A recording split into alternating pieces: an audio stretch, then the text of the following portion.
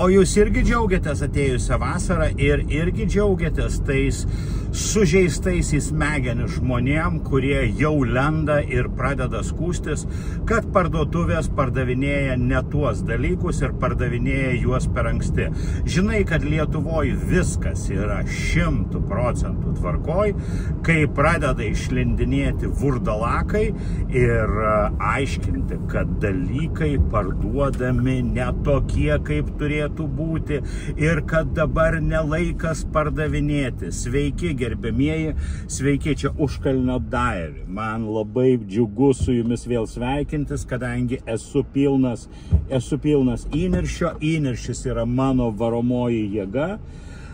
Ir aš žinau, kad geriausius tekstus padarau ir geriausias laidas padarau tada, kai manyje kunkuliuoja neapykanta ir tada, kai pusė mano skaitytojų, žiūrovų ir klausytojų sako, kad man jau laikas gydytis. Jeigu jie sako, kad man laikas gydytis, reiškia, man geras laikas įrašinėti, filmuoti ir pasakoti apie tai, kaip aš jaučiuosi.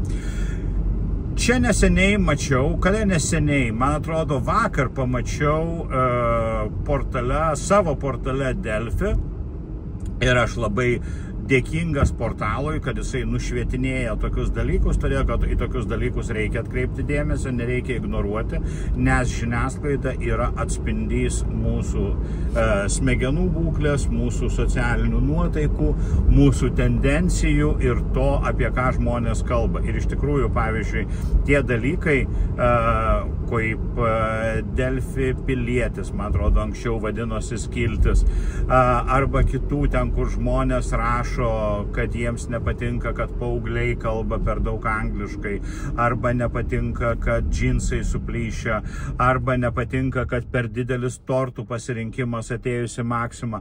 Man atrodo, kad šitie visi dalykai yra precious, kad juos reikia rodyti ir apie juos reikia kalbėti, nes šitie žmonės, kurie gyvena šalia mūsų, jie ne tik yra pašaras tokioms laidoms kaip mano ir tokiam kalbėjimui, jie yra mūsų visuomenės varomoji jėga, iš jų yra sudaryta mūsų visuomenė. Tai yra tas planktonas, tai yra tai, kuo mes gyvi, tai mūsų gyvastis, kai buvo toj dainoj Lietuva akmuo prie slenksčio seno ir lietaus lašelis debesy ir lygiai taip pat Lietuva. Žinot, kas yra Lietuva? Lietuva tai, kai jobnutį į kaktą idiotai išlenda ir pradeda aiškinti, kad kodėl Ikėjoje jau pardavinėja pumpkinus ir kitus lapkričio mėnesio Halovyno dalykus. Kaip jie drįsta pardavinėti, taigi dar tik tai Liepa, dar net neįpusėjo vasarą. Nu, kad vasara neįpusėjo, tai eikit jūs nahu, aš pasakysiu iš karto, todėl kad vasara jau seniai įpusėjo, o atvažiavom prie kokio kelio, tada biškį pabarškėsim, nes reikia čia apsisukti ir važiuoti iš čia, kaip aš nepakenčiu žvyrkelių ir šitų pilki keleliai, dulka pilki blet keliai. Kaip aš pasiilgau močiu tavęs.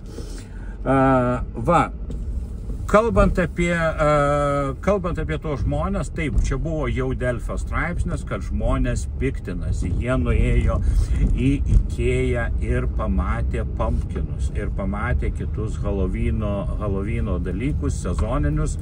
Ir žmonės uždavė klausimą, o Ikėja aiškinosi, sakė, kad jinai tik tai seka pasaulinį Ikėjos kalendorių, kas yra normalu, todėl kad, Ikėja taip ir daro, kad Ikėja turi aiškintis, tai irgi nieko nepadarysi. Man labiau patiktų, jeigu Ikėja išgirdusi tokį klausimą pasakytų žurnalistai, arba žurnalistui. Sakykit, žiūrėkit, kas uždavė tą klausimą ten internetuose ir kas pasipiktino. Pasakykit jiems, kad eitų nahu ir daugiau mūsų parduotuviai nesirodytų. Ir ta prasme, ir jeigu jie dar aiškins, tai mes išdėliosim prie kasos grabus už pusę kainos, kurios jie galės nusipirkti, kad pasiruoštų savo būsimoms laidotuvėms ir galėtų būti ramus, jeigu jiem taip nepatinka gyvenimas. Ne, aš jiem dar grabą duočiau nemokamai, kad išsineštų tą grabą ant savęs ir galėtų pasidėti namuose ir kad galėtų džiaugtis ir laukti savo pragaišties pragariškos. Dar vienas dalykas, kurį pasakė tie sutraukos, kuriuos labai sunervino Halloweeno dalykai Liepos viduryje Ikėjoje, jie pasakė, ar ne per daug skubame gyventi. Klausimas yra iš pat pradžių ydingas ir neteisingas, todėl kad ką reiškia, kad mes skubame gyventi. Aš niekur su jumis nei skubu, nei einu per lėtai. Aš su jumis dalbajobai niekur nevaikštau. Aš su jumis nejudu tą pačią kryptimi. Aš su jumis neturiu vienodo vektoriaus. Aš iš viso jūsų nepažįstu. Ir aš būčiau labai laimingas jūsų gyvenime, daugiau niekada nesutikęs, nematęs ir negirdėjęs sutraukos jūs išgamos. Nes, ta prasme, ar ne per daug skubame gyventi? Žiūrėk, tu savo niekingą, šūdiną, atsilikusi gyvenimą gyvenk kaip tu nori ir kaip tau patinka. Čia yra tavo supistas reikalas, kokiu tu tempu nori gyventi. Kada tu nori savo žvakutes Halloweenui, ar tu nori jas išsistatinėti, ar tu nori moliūgą skaptuoti, ar tu nori savo galvą išsiskaptuoti ir per akidobę įsikišti savo kokį žvakę į tenai, ar tu nori paimti žvakę Halloweeno ir įsikišti į šikną, ar tau nereikia Halloweeno žvakės ir tu pirksi, kai jau bus akcija, kapų žvakės, čia viskas yra tavo reikalas. Bet tavęs niekas neverčia pirkti ir parduotuvė tau nieko neskolinga. Tu esi idiotas, jeigu tave tokie dalykai erzina, siutina ir visaip kitaip tu nori apie juos rašyti ir dalintis. Tu esi niekingas niekas, tu esi visiškas šūdas, tu esi, man sunku pasakyti, kas tu toks esi, todėl kad ir pas mane eteryje yra šiokie tokie apribojimai. Sekantis klausimas apie skubėjimą gyventi. Jeigu tave domina apie mane, tu niekingas šūdo gabalė, tai taip, aš labai skubu gyventi ir pirma priežastis mano skubėjimo gyventi, tai tam, kad aš nebūčiau toks, kaip mano pakinktu. Aš nenoriu į tave niekuo būti panašus. Aš nenoriu gyventi nei trupučio tavo vertybėmis, aš nenoriu nei trupučio tavo konsensuso, aš nenoriu nei tavo sutikimo, nei tavo patvirtinimo, nei tavo kitokios kažkokios tai malonės. Aš nenoriu nieko iš tavęs. Aš labiausiai, ko noriu gyvenime, tai būti į tave nepanašus. Tarp kitko, visi žmonės, kurie yra ar kažką pasiekę, ar gyvena kaip jiems patinka, jų gyvenime yra tikslas gyventi tiesiog nekliudomiems taip, kaip jie nori. Ir jeigu jie nori pirkti Halloweeno dalykus Liepos viduryje, tai jie ir pirks Liepos viduryje ir jie neklaus tavo leidimo šitiems dalykams. Čia ne tavo reikalas yra, kada jie perka. Jie tau nesako, kada pirkti. Čia yra tik tai išstatyti dalykai, kuriuos gali kas nori pirkti, kas nori nepirkti, nes Lietuva vis dar yra laisva šalis. Ir jeigu Rimekas nori pardavinėti kavą už 19 ar 18 eurų. Ir ateina kažkoks tai supistas fotografas, ten kažkokiu tai ten vardu Drytis Rytis ir maždaug paskui iš to savo susiskorina pointus, susideda į Facebooką ar į Instagramą ir rašo, kas čia per kainą? Tu, blėt, durnas ar kas tau yra? Ką reiškia, kas čia per kainą?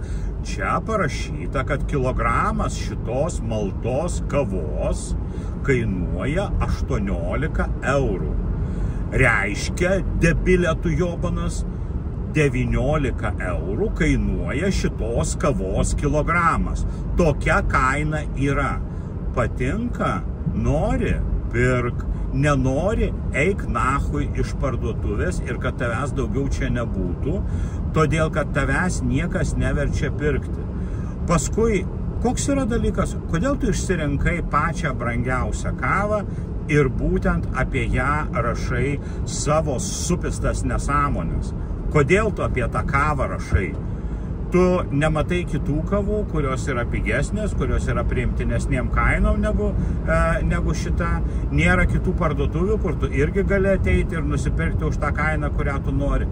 Ne, atėjo, supranti, socialinių tinklų erelis, surado per brangią kavą ir pakėlė socialinės neapykantos, blėt, bangą.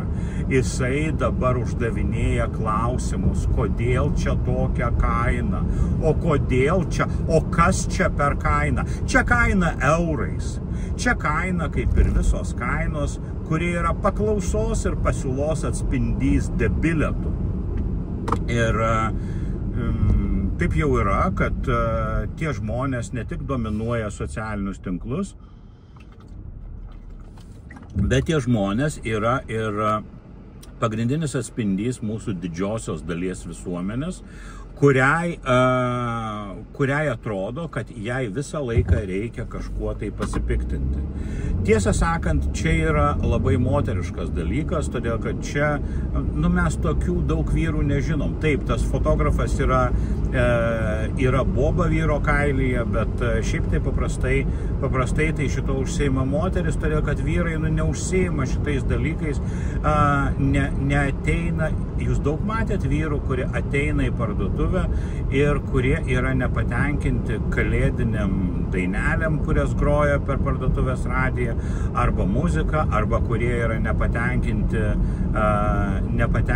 pasiūlymais arba akcijom, arba kurie sako, čia dabar čia pardavinėja, supranti, Halloweeno dalykus, o dabar tik tai Liepos vidurys, kokia netvarka, eisiu, aš parašysiu. Nebūna tokių vyrų, arba jau būna niekingai mažai, lygiai taip pat kaip ir nepasitaiko tokių vyrų, kurie, žinot, va taip sėdėtų, kur sugestų nuotaika be priežasties, jisai sėdi tas vyras, kas tau yra, Kęstuti? Nežinau, nieko man nėra. Kęstuti, kas tau yra? Nieko, nežinau, nieko. Kęstuti, pasakygi pagaliau, kas tau yra? Aš negražus, man plaukai neguli šiandien. Aš kažko nelaimingas, bet nežinau ko. Aš visą naktį praverkiau ir nežinau kodėl. Sakykit, kodėl aš visą naktį praverkiau? Forumiukas, gal galit pasakyti? Aš parašysiu į Facebooką, kad aš visą naktį praverkiau. Vyrai nedaro šito arba nerašo. Aš toks piktas, kad aš šiandien kažką tai užmušiu. Ne, čia yra moteriškas dalykas ir čia tas dalykas, ką mes matėm, kaip lygiai ir kitas dalykas tame pačiame straipsnėje, tai buvo mes, reiškia, aš kai pamatau kalėdinius dalykus dar vasarą arba ankstyvą rudenį parduotuviai, man dingsta visa kalėdų nuotaika, man dingo visa nuotaika. Maždaug ne šiandien, man galvas skauda, man dingo nuotaika. Man kažkodėl tai dabar neliko nuotaikos kalėdinės, debilė tu. Tau nebuvo jokios kalėdinės nuotaikos. Kokia tau, blėt, kalėdinė nuotaika, Kokia tau, blėt, kalėdinė nuotaika rugpjūčio mėnesį ar kokia tau kalėdinė nuotaika rugsėjo mėnesį? Tau ką, anksčiau būdavo nuotaika? Tau anksčiau, kai nebuvo šitų parduotuvių, tau būdavo nuotaika, tu nori pasakyti rugpjūtį, rugsėjį kalėdinė, o dabar jinai dingo, kaip tavo dėdui dingo erekcija. Ta prasme, iš kur tau dingo ta nuotaika, iš kur jinai pas tau turėjo būti, kad jinai dabar dingo? Ką tu nuopisa nusišneki? Iš viso, apie ką tu šneki, koks čia yra nusišnekėjimas tavo, tu pasigėdik, ta prasme, ką tu nusitampai dabar, dingo, ar tu nori pasakyti, kad tau, kai ateina jau kalėdų metas ir kai visur yra skamba dainelės, išpuoštos eglutės, lemputės, dekoracijos ir reklamos, tu sakai, man nėra nuotaikos kalėdų. O kodėl tau, Danutė, nėra nuotaikos kalėdų? Nes rugpjūtį buvo visko per daug. Rugpjūtį buvo per daug visko, tai man dabar nebėra nuotaikos. O man sugadino nuotaiką ir dabar man prašom arba kompensuoti, arba atsiprašykit manęs, arba iš viso, aš tokia šiandien pikta, aš ką nors užmušiu. Jūs suprantat, kad tai yra išraiška normalių lietuviškų Karen, kurios yra tokioj psichologiniai situacijai, kad jos turi iškrauti neigiamas emocijas, bet jos neturi jokio supratimo, kur joms iškraudinėti tas neigiamas emocijas. Ir jos vyro akivaizdžiai jau neturi, aš garantuoju, kad vyro jos neturi, tos, kurios rašo, todėl kad jeigu jos turėtų vyrą, jos iškraudinėtų ant vyro. Aš pažinojau tokią beprotę Bobą Anglijoje, jinai buvo estų kilmės ir jinai turėjo tokią savybę, kad nuėjus į restoraną, jinai valgydavo, o paskui grįžus į namus, jinai dar kartą peržiūrėdavo čekį, peržiūrėdavo, kiek kas kainavo ir tada pagal tas kainas rašydavo laišką į restoraną arba rašydavo laišką į spaudą, kur skųsdavosi, kad tiek neturi kainuoti, nes čia kaina yra nenormali ir kainuoja viskas per brangiai, tiek kainuoti neturi. Jeigu jūs galvojat, kad aš išsigalvoju, tai ne, aš tikrai neišsigalvoju, tikrai tokia vabencija buvo. Jos vardas buvo Tina Tamman, jinai buvo anksčiau dirbo BBC, ką jinai dabar veikia ir ar jinai yra gyvųjų tarpe, aš nežinau, bet jinai taip elgdavosi, todėl kad jai reikėdavo vakare, ją užguldavo neigiamos emocijos ir jinai turėdavo iškrauti neigiamas emocijas tam restoranui, parašius jam laišką. Aišku, tai čia yra ne vienintelis toks atvejis. Yra, pavyzdžiui, kitos būna moteris, kurios būna nepatenkintos restorane jau užsakymo stadijai, kurios pasipiktina ant restorano, jeigu jinai pamato kažkokį tai vynas wine listą, kurio jinai nežino ir kurį jinai pirmą kartą mato.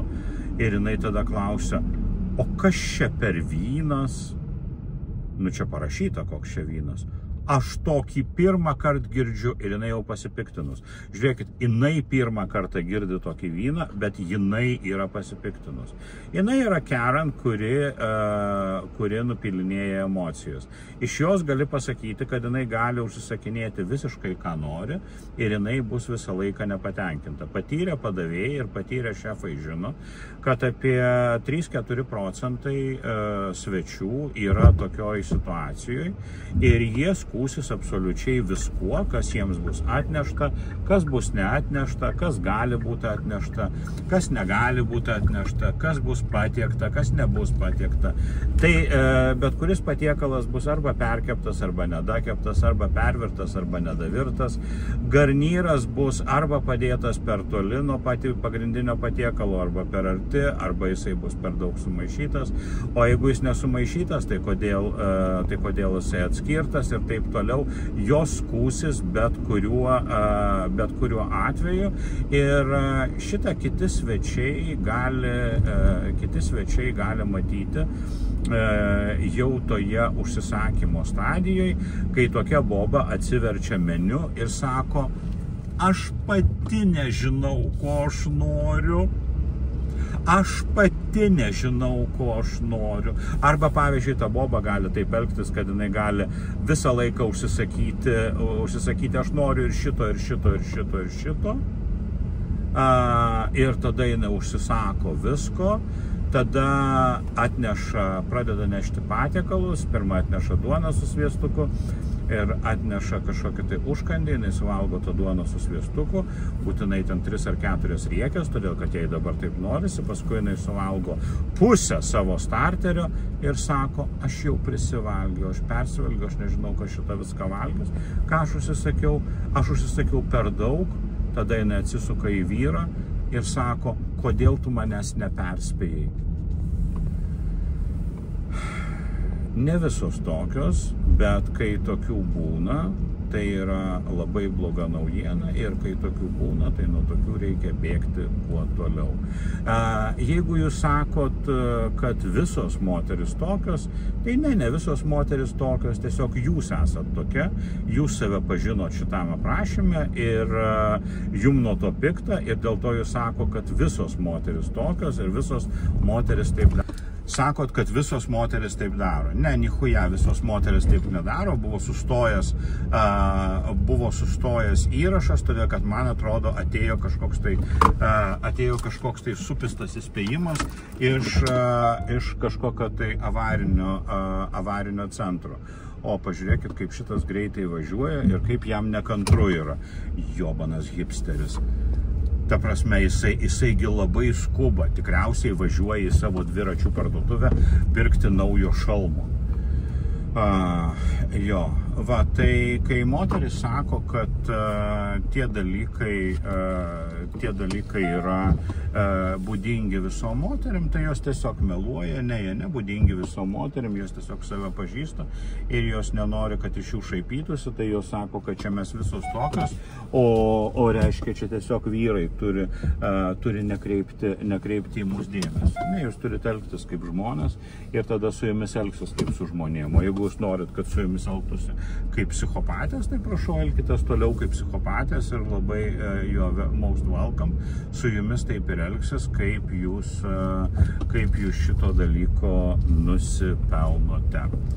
Gerai, ačiū labai uždėmesį, ačiū, kad šitą rentą išklausėt. Tai galite įsivaizduoti, kad mane labai džiugina, kad iš tikrųjų IKEA jau pardavinėja Halloweeno dalykus ir aš tikriausiai nueisiu ir pats juos nufotografuoti ir dar papaustinti, kad jie daugiau panervuotų visokias supistas Karen. Aš labai laukiu, kad taip ir bus, kad jos bus tinkamai panervintos. Ir aš lauksiu kitų kalėdinių dalykų pasirodant. Labiausiai tai norėčiau būti Anglijoje, todėl kad Anglijoje jau ne tik Halloweeno, bet ir kalėdiniai dalykai Liepos mėnesį kai kuriuose parduotuvėse prasideda, kuriuose parduotuvėse tiesiog reikia žinoti vietas. Na, rugsėjo mėnesį jau yra visur ant kiekvieno žingsnio ir labai lengva tuos dalykus surasti. Bet Lietuva labai sparčiai artėja prie to ir tuo neįmanoma nesidžiaugti.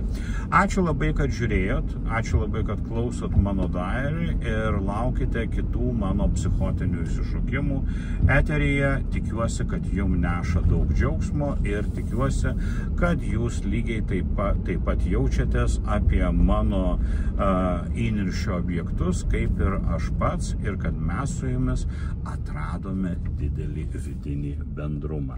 Iki kitų kartų.